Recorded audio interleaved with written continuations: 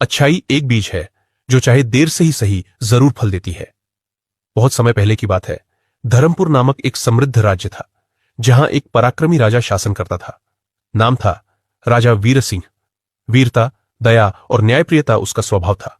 उसकी तलवार रणभूमि में जितनी तेज थी, उतना ही कोमल उसका हृदय अपने प्रजाजनों के लिए था। वह कभी किसी की मदद करने से पीछे नहीं हटता, चाहे कोई भूखा किसान हो या घायल सैनिक। राजा अपनी झोली से सहायता देता और बदले में कभी कुछ नहीं चाहता। राजा के 3 संतानें थी। 2 पुत्र, युवराज रुद्र प्रताप और युवराज विक्रम सिंह, और एक पुत्री, राजकुमारी सानवी।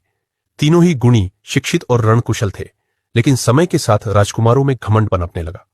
उन्हें लगता था कि राज्य की समृद्धि, सेना की ताकत और जनता का सम्मान सिर्फ उनके बल और साहस के कारण है। वे राजा की दयालुता को कमजोरी समझने लगे थे। राजा जब भी किसी जरूरतमंद की मदद करता, राजकुमारों के चेहरे पर अप्रसन्नता दिखती। पिताश्री, आप बार बार इन अयोग्य और धोखेबाज लोगों की सहायता क्यों करते हैं? एक दिन रुद्र प्रताप ने कहा, ये लोग आपकी दया का लाभ उठाते हैं और पीठ पीछे आपका अपमान करते हैं। राजा मुस्कुराए, जैसे इन बातों के लिए वे पहले से ही तैयार हो। उन्होंने शांत स्वर में उत्तर दिया, अगर कोई मेरे दान या दया का अपमान करता है तो वह उसका कर्म है। मेरा धर्म तो सहायता करना है। उस दिन के बाद से राजकुमारों ने तय कर लिया कि वे अपने पिता की नीति से अलग चलेंगे। वे कठोर हो गए, नियमों को सख्ती से लागू करने लगे और दरबार में आने वाले हर याचक की पहले परीक्षा लेते, फिर निर्णय करते। राजा चुपचाप यह सब देख रहे थे। उन्हें दुख होता, लेकिन वे जानते थे कि समय ही सबसे बड़ा शिक्षक होता है। एक दिन जंगल की ओर राजा शिकार पर गए। वहां उन्हें एक घायल तोता पेड़ के नीचे पड़ा मिला। उसके पंखों से खून बह रहा था।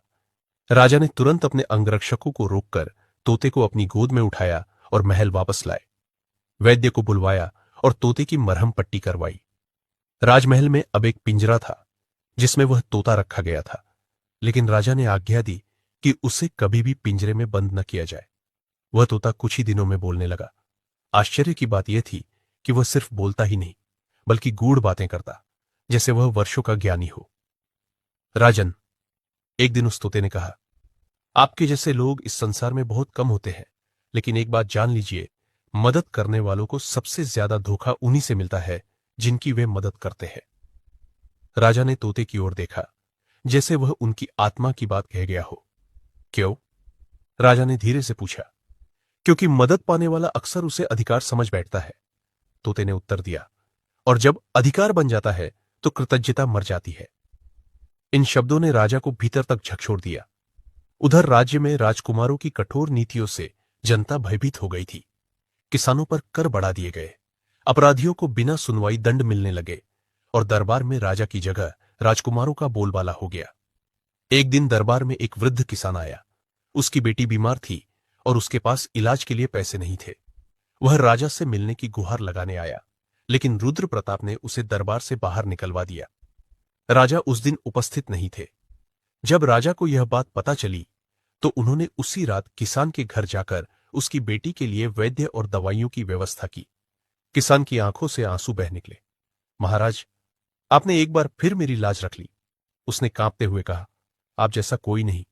लेकिन यह बात राजकुमारों को अच्छी नहीं लगी। वे इस बात से और चिढ़ गए कि जनता अब भी राजा को ही असली रक्षक